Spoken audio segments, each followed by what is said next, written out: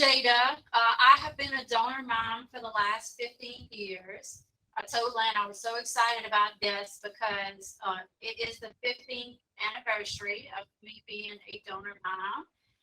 Drew Elizabeth is my daughter. At the age of 10, she gave the remarkable gift of life to 3 people and sight to 2.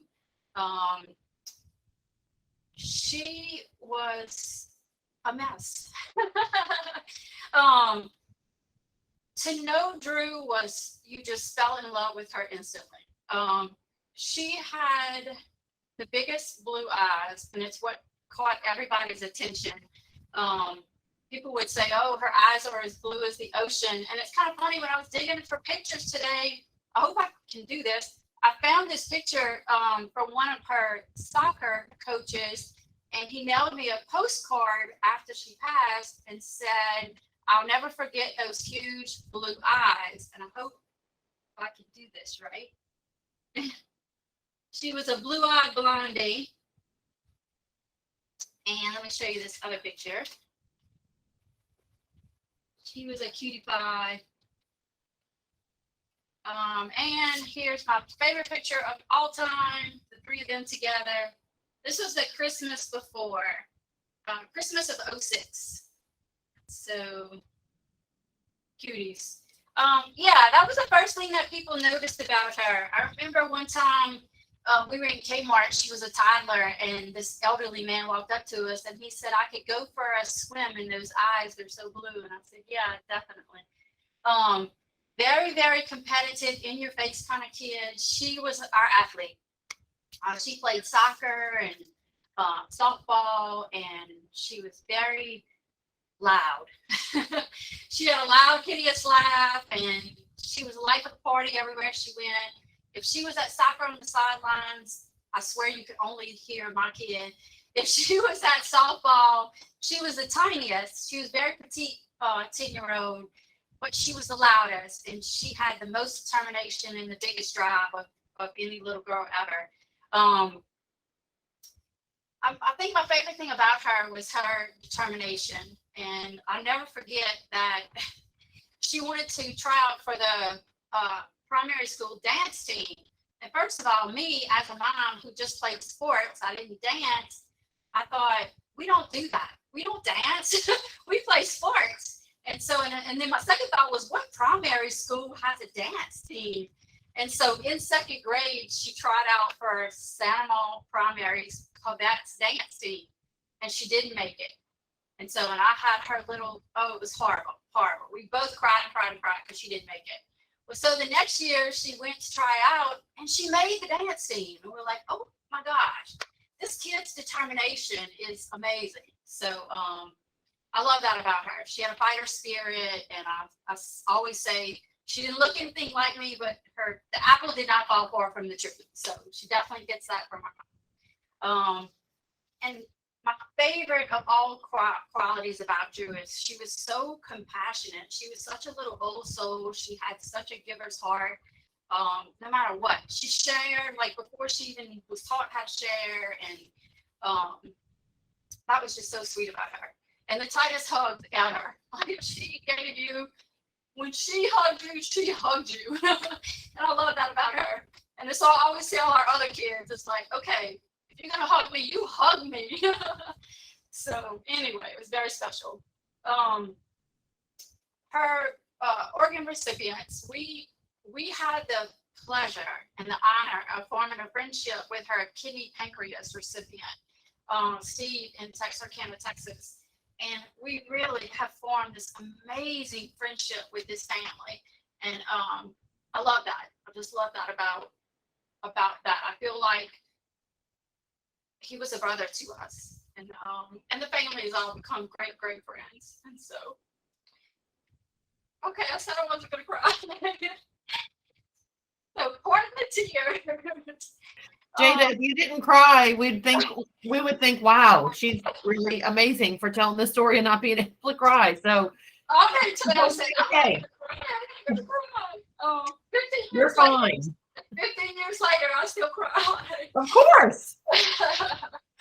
it's kind of funny. I guess she's been on my mind lately. And last night I had this vivid dream. I never took my kids to Disney. I know, poor mom award goes to me. We always did other things. We always hiked and we did all, kayaking, and we did these. We were a very outdoorsy family. And so we've never been to Disney. And that was one of the things that I struggled with. I'm like, well, damn, she gets to be in Disney every day now. But I had this dream last night, and I guess it's because she's on my mind. We were having a mother-daughter trip at Disney. I was like, oh my God, thank you, God, for bringing me this dream that I needed. I was like, I know she gets to go to Disney every day, but it's like, we got to go to Disney together. So anyway, to talk about yoga a little bit, I could talk about Drew for the longest, and I love talking about her because she was just such a light in my life. And she still is. I feel her presence every single day. When I first started donating with LOPA, and Len and I got to know each other, and Lori and Cheryl, and LOPA became such a family to us back then. And when I would speak about her at LOPA events, I remember using the analogy is that it was a light. It was really like a bright light at such a dark time. And I can't imagine not being able to share her in that way.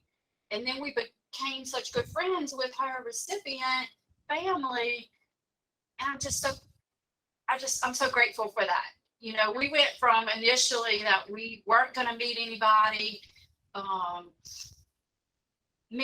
can't say we. I was content with not meeting anybody. I said, God has them. Drew's going to take care of them. And then when we did meet her kidney pancreas recipient, I thought, oh man, I was so glad that her dad pushed the issue, because it really was a light at a very dark time. And every time I spoke of her, whether it was through LOPA or at church or wherever, it really was a healing process. And I cannot imagine not having my LOPA family. It really, it brought a light to us. And when I think about yoga and think about the things that we've done after Drew's death, like we got into running so much after Drew died, and we did all the LOPA runs together, me and my boys, and that was just priceless memories. And then, when we stopped running, because I just was always injured, I was a pretend runner, I tell everybody, but we were making really fun memories. I got into yoga, and I got into yoga because it was so refreshing for me. Like I would do yoga and I felt like it cleared my mind. It helped my anxiety. It helped me physically with the breath work.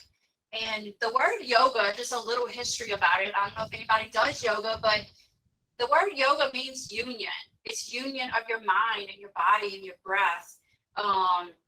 And it's really a deeper connection with who you are. And I talk to my boys about that all the time, because they're in relationships. And I'm like, you really can't give someone a true loving relationship until you know who you are, until you're confident about the man that you're going to be and who you are as a young man.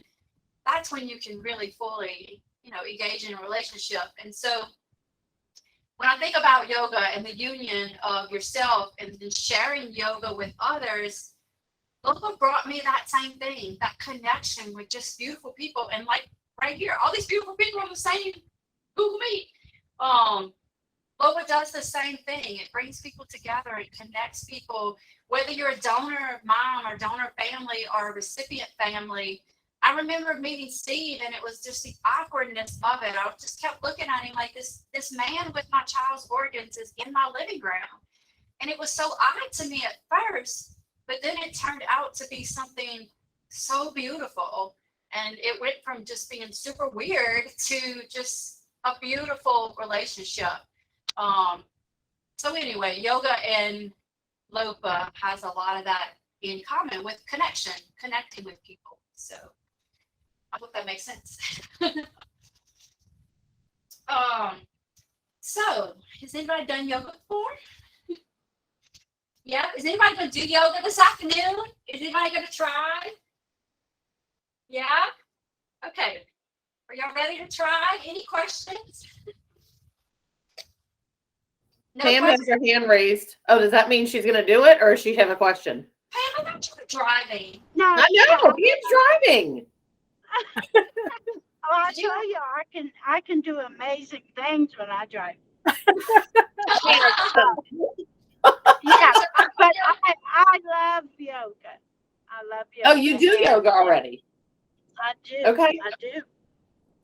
That's why, the doctor said he can't fix crazy, so I gotta do something. So you do yoga. All right. This might be my last lesson then. You might have some beginners and some intermediates here then. Hey, that's fine. I tell everybody that if you come into my real life yoga class and you just crawl into a child's pose or you just sit on the mat and breathe, and that's all you do the whole class, that is what your body needed and what you needed. And that's okay. I could let somebody just sit there the whole time and that's what they needed. They needed to get out and just sit with themselves, and that's okay. So if you just sit here and that'll work. So I'm going to take my mat, and maybe somebody else will take their mat with me. Whether you're sitting or standing, we can all do this together. So just put one hand on your belly and one hand on your heart. Can you guys hear me okay? Yeah, can. Okay, just do one hand on your belly and one hand on your heart. And let's just focus on the gratitude of LOPA bringing us together. This is so special to me, and I hope it is to you guys. The main thing that we do at the beginning of yoga class is really just get grounded. We always set an intention. It could be gratitude. It could be just the power of movement. People sometimes set their own personal intention, give their practice to someone. Just focus on your breath. Focus on just right here and right now. Enjoy this little bit of time, this little bit of movement if you're choosing to do so. But just take a deep breath in, count to 4 or 5, fill up, feel your heart space, feel your rib cage expand. Hold it at the top and then just let it all go. Let your breath exhale and fall to your belly.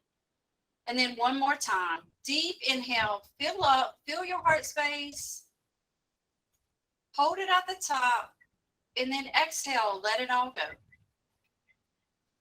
This last time on the exhale, we'll just sigh it all out. So inhale, fill up, feel your heart space, and then sigh it all out. So we'll bring our hands together, and then we'll just do simple head movements, because most of us have probably been at a desk today. If that's the case, whether you're seated or you're standing, just simple yeses. Look up to the ceiling, chin to chest. Just simple yeses. Chin to chest. And then just simple nose. Right and left. Right and left. And then right here comes to right shoulder. And then just gently pull your head over a little bit toward your shoulder. And you'll get that nice stretch in your neck. Come to center. And then gentle stretch left ear to left shoulder. And then gently pull your head down to your shoulder. Nice little stretch in the neck there. And then roll our shoulders forward and back. Before we do any movement, we want to warm up our shoulders, warm up our spine. So just simple backward shoulder rotations. And then simple forward rotations. I see a cutie pie doing yoga with us. Shoulder rotations. And then inhale and reach up, arms out wide.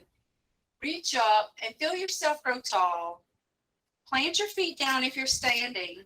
If you're sitting, just reach up to the ceiling and feel like a string is running from your spine, through your neck, up to the ceiling. And then exhale, let it go. One more time. Inhale, wide, reach up to the ceiling. And then exhale, let it go. And then shoulder rotations, just rotate your arms. Shoulder rotations.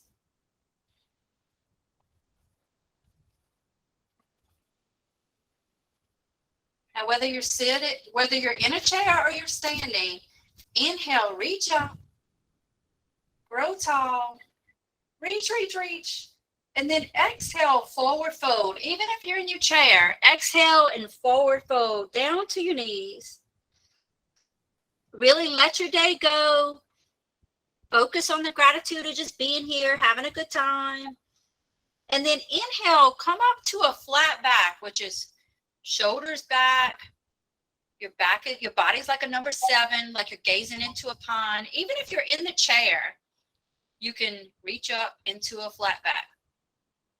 And then exhale, let it all go. Either fold down to the mat again or fold down in your chair. You can definitely do that. And then come on up. Roll up and warm up that spine. Yep. Okay, if you're seated in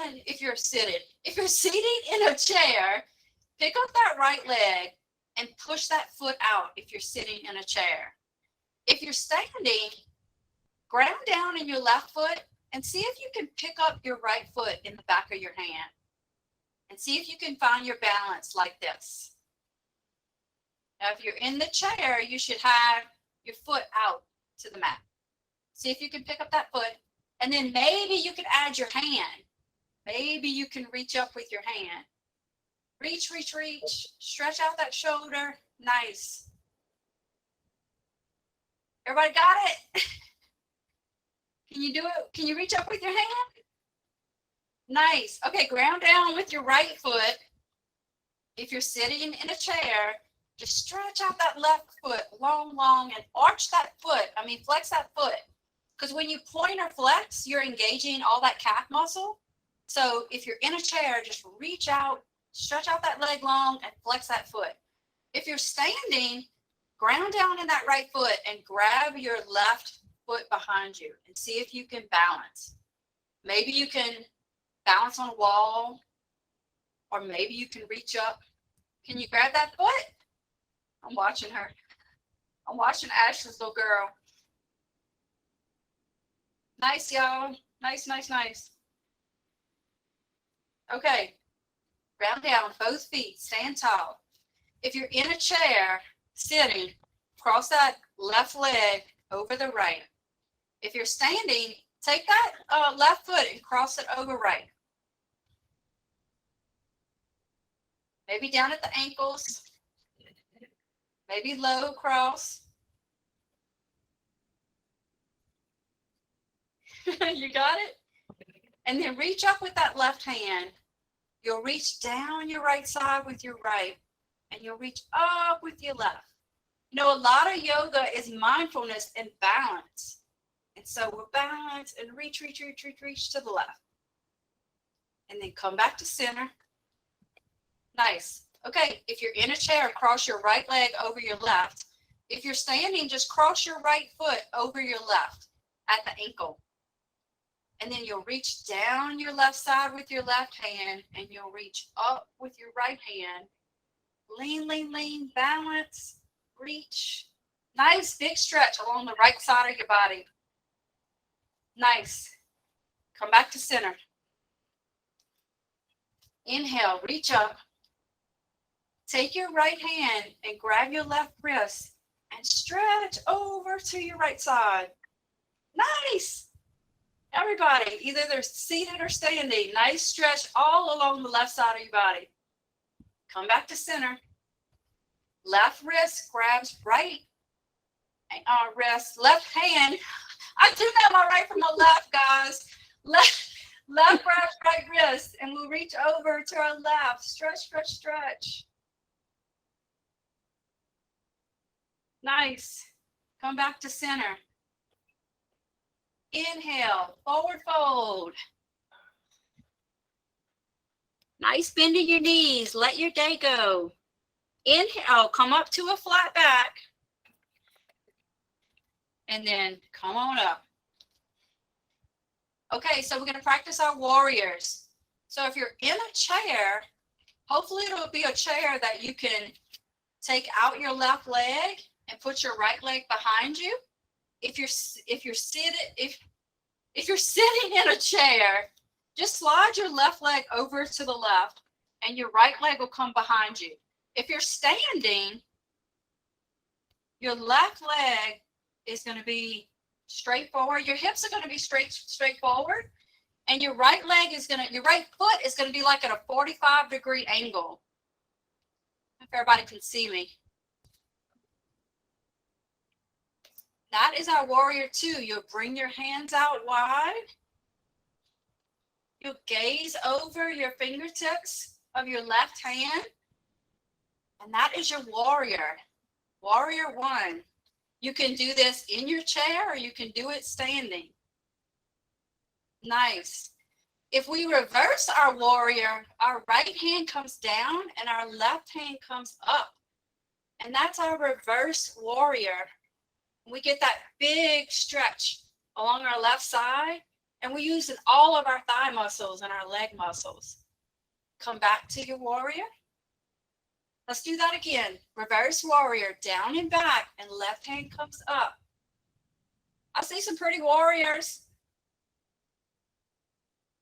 Come back up. One more time. Reverse your warrior, down and back, left hand comes up. Nice. Come back to center, and then come back to the front of the mat. Face the front. Okay, this time our left would repeat it on the opposite side. So if you're in a chair, your right thigh is going to come out to the side, and your left leg will come out, and the chair will be underneath you, if you can do it. But if you're standing, that right leg is going to be parallel to the mat on one side, and that left leg is going to be at that 45-degree angle. Just make sure your hips are faced forward. So when you raise your hands up, you're facing forward. And then arms come out. Gaze over that right fingertip this time. Make your shoulders active. Pull your shoulders back. It's like your body's between two pieces of glass. All that thigh strength is being used. Those abs are going to be used. So if you reverse your warrior, sink that reverse warrior. Yep. Nice. That right hand comes up and over. Nice, y'all. Come back to center. Let's reverse our warrior one more time. Left hand comes down and back. Yep. Nice. Come back to center. One more time. We can do it. Down and back and over. Pretty. And come back to center. Come back to center, so the front of the mat. We're going to work on our chair pose. So if you're in your chair, you're going to inhale, rise your arms up. Legs are going to be hip width apart, and you'll just simply bend over your knees and reach forward.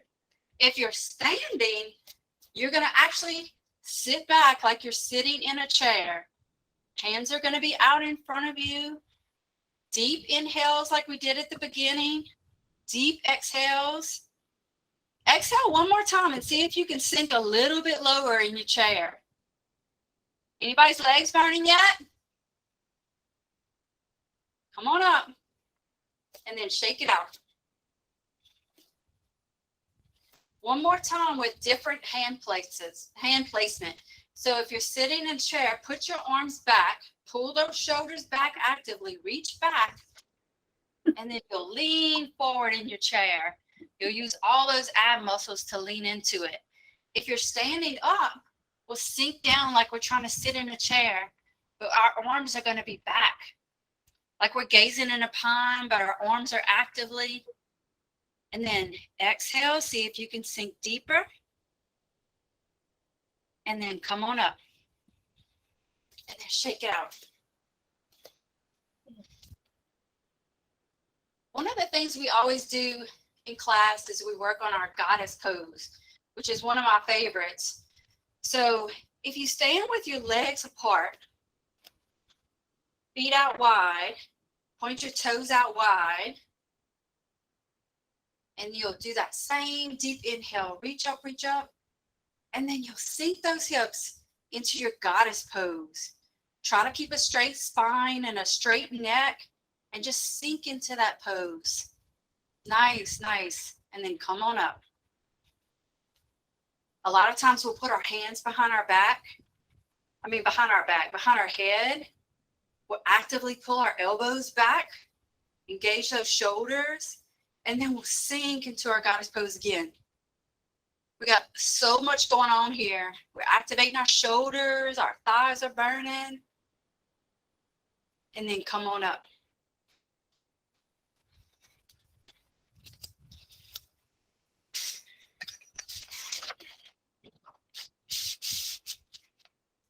Another balance pose that we can do is called an eagle pose.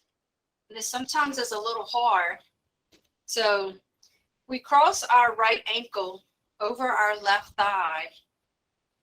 You can even do it sitting down. Just pick up that right foot, Pick up that right foot. Bring that right ankle over your left thigh. Raise those arms up. Maybe find a spot to stare at and see if you can sink those hips. That's a hard one. A lot of balance, a lot of muscle going on. And then come on up. And then we always like to reverse it on the other side.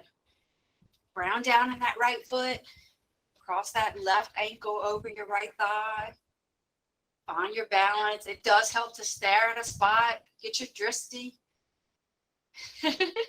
Hold on to someone. And then see if you can sink those hips down. That was a hard one for me on this side. Yep. That's a ballerina pose. That's pretty. So let's see if we can come down to the mat. I hope you can see me. Let me just try to change my. See if that works. So if we come down to the mat carefully into a seated position, come into a forward fold, just sit with both legs straight onto the mat. Can everybody see me? Yeah. Okay, both legs are straight, and we inhale and reach up, and then we hinge from our waist forward and try to reach our ankles, our feet. If you're seating in a chair, you can try to stick both legs out, flex those feet, and just reach toward your feet. Use your breath. Try to see if you can get your belly a little bit closer to your thighs. You can put a little bend in your knees. I find that helps.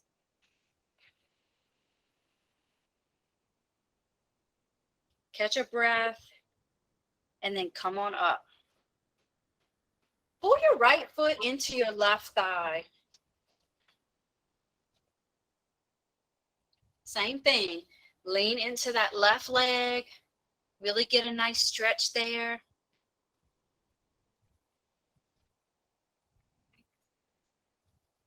And then come on up. Keep a nice neutral spine and twist to your right. If you're in a chair, you can, if you have arms, you can use your arms in your chair, but put your right hand behind you and then put your left hand over your knee and just twist to your right. If you're in a chair, you can do a chair twist to your right, gaze over your right shoulder. Try to keep a nice, tall, neutral spine. Keep your neck tall. Gaze over your shoulder. And then come back to center. And then pull your left foot into your right thigh this time. Flex that foot and then twist to your left. That left hand comes behind you and that right hand comes over and twist. Gaze over your left shoulder.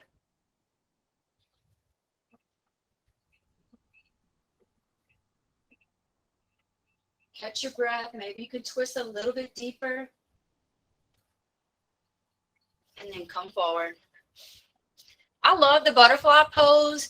If you pull, maybe it's because Drew loved butterflies so much, but I love this pose. Put both feet together. Pull them as close into your body as you can. I don't know how you would do this in a chair. I'm sorry. Let both knees fall out to the side and just butterfly pose. See some pretty butterflies. And then we can twist here too. So come to a nice tall spine, sit tall, and you could twist to your right here too. You know, in yoga, twisting is supposedly good for digestion. So twist to our right. And then we'll come back to our center and we'll twist to our left.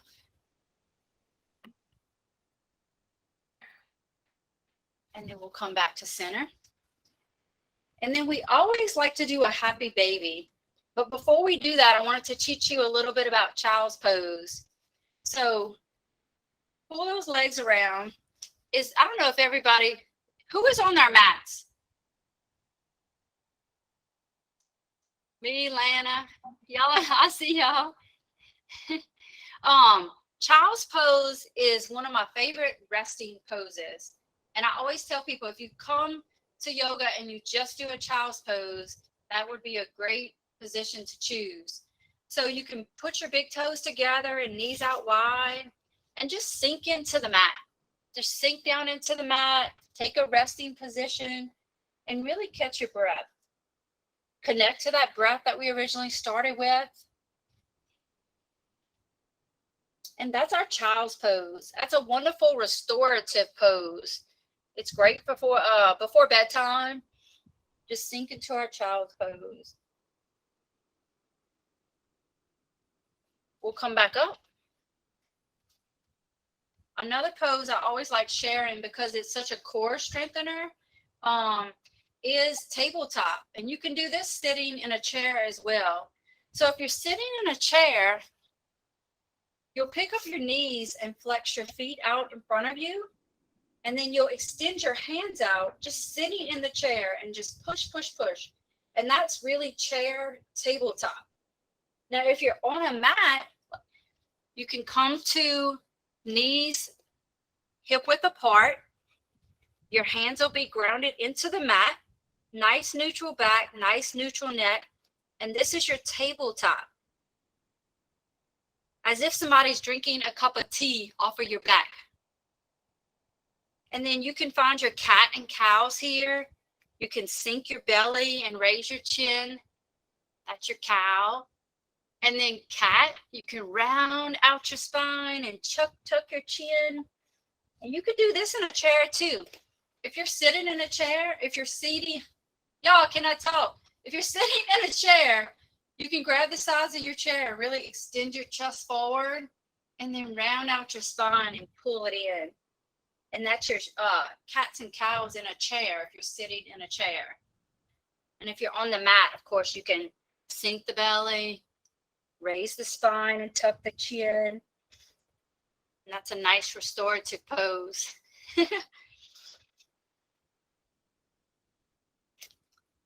I wanted to share with you another restorative pose too. In the evenings, if you ever have trouble sleeping, because so many people work at a desk all day, naturally our bodies want to sink forward. I know I work at a desk. I work in insurance during the day, and naturally we want to do this. So a great restorative pose in the evening is to really lie flat on your back. I'm going to pretend my piano is a wall, but lie flat on your back. And you can do this in the chair too. You can just extend your legs forward and just try to hold them there while holding the side of the chair. But if you're on a mat, just lie flat on your back and extend your legs up to the ceiling. I don't know if you can see me or not. Extend your legs up to the ceiling and push your feet toward the ceiling. In the evenings, you could put your legs against a wall and just stay there for a few minutes. And that's a nice restorative pose. Because what happens is all that circulation in our lymphatic system, all that gets back going again. And that helps us sleep.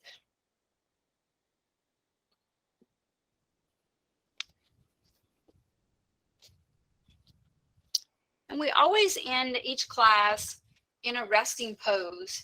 Not sure where we are on time. Let me take a look at that.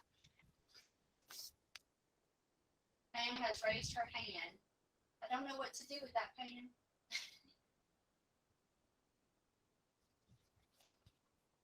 We always end each yoga class in a resting pose. It can either be in Shavasana, where we lie down and really just take up as much of the mat as we can, or we can meet back in a seated position and just really feel our spine grow tall and sit with our hands on our knees. And we really reconnect with our breath.